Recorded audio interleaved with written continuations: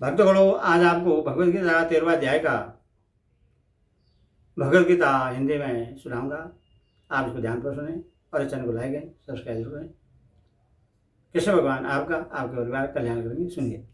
ओम परमात्मने नमः। अहो त्रयोदशो अध्याय। क्षेत्र शरीर और क्षेत्रज्ञ आत्मा परस्पर अत्यंत विलक्षण है। केवल अज्ञान से ही इन दोनों की एकता सी हो रही है। क्षेत्र जड़, विकारी, क्षणिक और नाशवान है एवं क्षेत्र के चेतन, ज्ञान स्वरूप, निर्विकार, नित्य और अविनाशी है। इस अध्याय में क्षेत्र और क्षेत्र के दोनों के स्वरूप का उपयुक्त प्रकार से विभाग किया गया है। इसीलिए इसका नाम क्षेत्र के विभाग योग रखा गया है। इस अध्याय के पहले श्लोक में क्षेत्र मतलब है शरीर और क्षेत्रज्ञ का मतलब है आत्मा का लक्षण बतलाया गया है। दूसरे में परमात्मा के साथ आत्मा की एकता का प्रतिपादन करके क्षेत्र की ज्ञान को ही ज्ञान बतलाया गया है। तीसरे में विकार से ही क्षेत्र के स्वरूप और स्वभाव आदि का एवं प्रभाव से ही क्षेत्र के स्वरूप का वर्णन करने की प्रतिज्ञा करके चौथे में ऋषि, वेद और ब्रह्मा सूत्र का प्रमाण देते हुए पांचवें और छठे में विकारों सहित क्षेत्र का स्वरूप बतलाया गया है।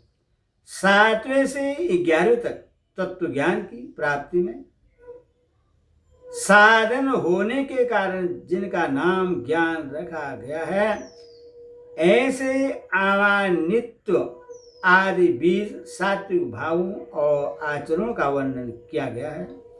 तदंतर 12वें से 17वें तक ज्ञान के द्वारा जानने योगी परमात्मा के स्वरूप का वर्णन करके 18वें में अब तक के प्रतिपादित विषयों का नाम बतलाकर इस प्रकरण को जानने का फल परमात्मा के स्वरूप की प्राप्ति बतलाया गया है। इसके बाद प्रकृति और पुरुष के नाम से प्रकरण आरंभ करके 19वें 21वें तक प्रकृति के स्वरूप और कार्य का तथा क्षेत्रज्ञ के स्वरूप का वर्णन किया गया है। 22वें में परमात्मा और आत्मा की एकता का प्रतिपादन करके 23वें में गुणों के सहित प्रकृति और पुरुष को जानने का फल बतलाकर 24वें और 25वें में परमात्मा साक्षात्कार के विभिन्न उपायों का वर्णन किया गया है। 26वें में क्षेत्र के सहयोग से समस्त चराचर प्राणी की उत्पत्ति बतलाकर 27वें से 23वें तक परमात्मा संभाव से स्थित, अविनाशी और अकर्ता है तथा जितने भी कर्म होते हैं सब प्रकृति के द्वारा ही किए जाते हैं तथा सब कुछ परमात्म तत्व से ही विशिष्ट और उसी में स्थित है। इस प्रकार समझने का महत्व और साथ ही उसका फल भी बतलाया गया है। 21वें से 23वें तक आत्मा के प्रभाव को समझाते हुए उसके अकर्तापन का और निर्लेपता का दृष्टांतों द्वारा निरूपण करके अंत में 24वें श्लोक में क्षेत्र और क्षेत्र के विभागों को जानने का फल परमात्मा की प्राप्ति बतलाकर अध्याय का उपसार किया गया है। 12वें अध्याय के आरंभ में अर्जुन ने सगुण और निर्गुण के उपासकों की श्रेष्ठता के विषय में प्रश्न किया था। उसका उत्तर देते हुए भगवान ने दूसरे श्लोक में संक्षेप से सगुण उपासकों की श्रेष्ठता का प्रतिपादित करके तीसरे से 5वें श्लोक तक निर्गुण उपासना का स्वरूप, उसका फल और देहाभिमानियों के लिए उसके अनुष्ठान में कठिनता का निरूपण किया। तदंतर 6वें से 20वें श्लोक तक सगुण उपासना का महत्व, फल, प्रकार और भगवत भक्तों के लक्षणों का वर्णन करते करते ही अध्याय की समाप्ति हो गई। निर्गुण का तत्व, महिमा और उसकी प्राप्ति के साधनों को विस्तार पूर्वक नहीं समझाया गया। अतएव निर्गुण निराकार का तत्व अर्थात ज्ञान योग के विषय भली भांति समझाने के लिए 13वें अध्याय का आरंभ किया गया है। इसमें पहले भगवान क्षेत्र शरीर और क्षेत्रज्ञ आत्मा के लक्षण बताते हैं। ईदम शरीरम कौन्तेय क्षेत्रमिति अभिधीयते एते घोवेति त्वं प्राहुः क्षेत्रज्ञ इति दतदिदः। श्री भगवान बोले, हे अर्जुन, यह शरीर क्षेत्र इस नाम से कहा जाता है और इसको जो जानता है उसको क्षेत्रज्ञ इस नाम से उनके तत्व को जानने वाला ज्ञानीजन कहते हैं। शरीरों के साथ ईदम पद के प्रयोग का क्या अभिप्राय है और शरीर को क्षेत्र क्यों कहते हैं? शरीरों के साथ ईदम पद का प्रयोग करके यह भाव दिखला है कि यह आत्मा के द्वारा देखा और जाना जाता है, इसीलिए यह दृश्य है और दृष्टांत रूप आत्मा से सर्वदा भिन्न है। तथा जैसे खेत में बोए हुए बीजों का उनके ही अनुरूप फल समय पर प्रकट होता है, वैसे इस शरीर में बोए हुए कर्म संस्कार रूप बीजों का फल भी समय पर प्रकट होता रहता है, इसीलिए इसे क्षेत्र कहते हैं। इसके अतिरिक्त इसका प्रतिक्षण सही होता रहता है, इसीलिए भी इसे क्षेत्र कहते हैं। और इसीलिए 15वें अध्याय में इसको सर पुरुष कहा गया है।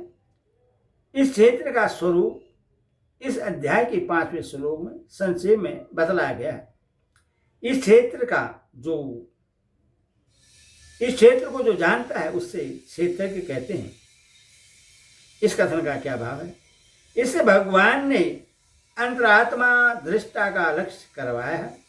मन बुद्धि इंद्रिय महाभूत और इंद्रियों के विषय आदि जितना भी ज्ञेय जानने में आने वाले दृश्य वर्ग हैं, सब जड़ विनाशी परिवर्तनशील हैं।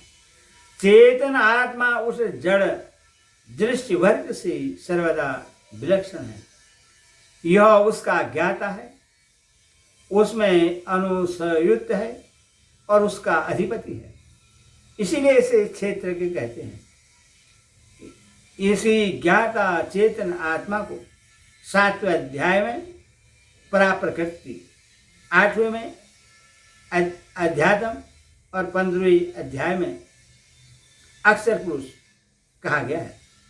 यह आत्मा तो बड़ा ही गहन है, इसलिए भगवान ने भिन्न भिन्न प्रकरणों के द्वारा कहीं स्त्रीवाचक, कहीं नपुंसकवाचक और कहीं पुरुषवाचक नाम से इसका वर्णन किया है।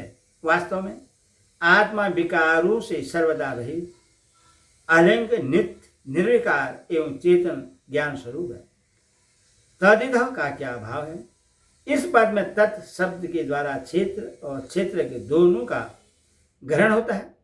उन दोनों क्षेत्र और क्षेत्र का जो यथार्थ रूप में भली भांति जानते हैं वे तदितम है। कहने का अभिप्राय यह है कि तत्ववेता महात्मा जन यह बात कहते हैं, अतएव इसमें किसी भी शंका के लिए अवकाश नहीं है। इस प्रकार क्षेत्र और क्षेत्र के लक्षण बदलाकर अब क्षेत्र और परमात्मा की एकता करते हुए ज्ञान के लक्षण निरूपण करते हैं। क्षेत्रज्ञं चाभिमाविदो सर्वक्षेत्रेषु भारतः क्षेत्रज्ञयो ज्ञानं यद ज्ञानं मदं मम। हे अर्जुन, तू सब क्षेत्रों में क्षेत्रज्ञ अर्थात जीवात्मा भी मुझे ही जान, और क्षेत्र क्षेत्रज्ञ का अर्थात विकार सहित प्रकृति का और पुरुष का जो तत्व से जानता है वह ज्ञान है, ऐसा मेरा मत है। सब क्षेत्रों में क्षेत्रज्ञ जीवात्मा भी मुझे ही जान, इस कथन का क्या अभिप्राय है? इसमें आत्मा और परमात्मा की एकता का प्रतिपादन किया गया है। आत्मा और परमात्मा में वस्तु कुछ भी भेद नहीं है, प्रकृति के संग से भेद सा प्रतीत होता है। इसीलिए दूसरे अध्याय के 24वें और 25वें श्लोक में आत्मा के स्वरूप का वर्णन करते हुए जिन शब्दों का प्रयोग किया गया है, 12वें अध्याय के 3 श्लोक में निर्गुण निराकार परमात्मा के लक्षणों का वर्णन करते समय भी प्राय उन्हीं शब्दों का प्रयोग किया गया है। भगवान के कथन का अभिप्राय यह है कि समस्त क्षेत्रों में जो चेतन आत्मा क्षेत्रज्ञ है वह मेरा ही अंश है। अंश होने के कारण वस्तु मुझसे भिन्न नहीं है। मैं परमात्मा ही जीवात्मा के रूप में विभिन्न प्रकार से प्रतीत होता हूँ। इस बात को तुम भली बात ही समझ लो। यदि यहाँ ऐसा अर्थ मान लिया जाए कि समस्त क्षेत्र में यानी शरीर में तुम क्षेत्र के जीवात्मा को और मुझको भी स्थित जानो तो क्या हानि है। भक्ति वरदान प्रकरण होता तो ऐसा अर्थ भी माना जा सकता था, किंतु यहाँ प्रकरण ज्ञान प्रधान है। इस प्रकरण में भक्ति का वर्णन ज्ञान के साधन के रूप में आया है, इसीलिए यहाँ भक्ति का स्थान गौड़ माना गया है। अतः यहाँ अद्वैत परक व्याख्या ही ठीक प्रतीत होती है। जो क्षेत्र और क्षेत्र का ज्ञान है वही ज्ञान है, ऐसा मेरा मत है। इस कथन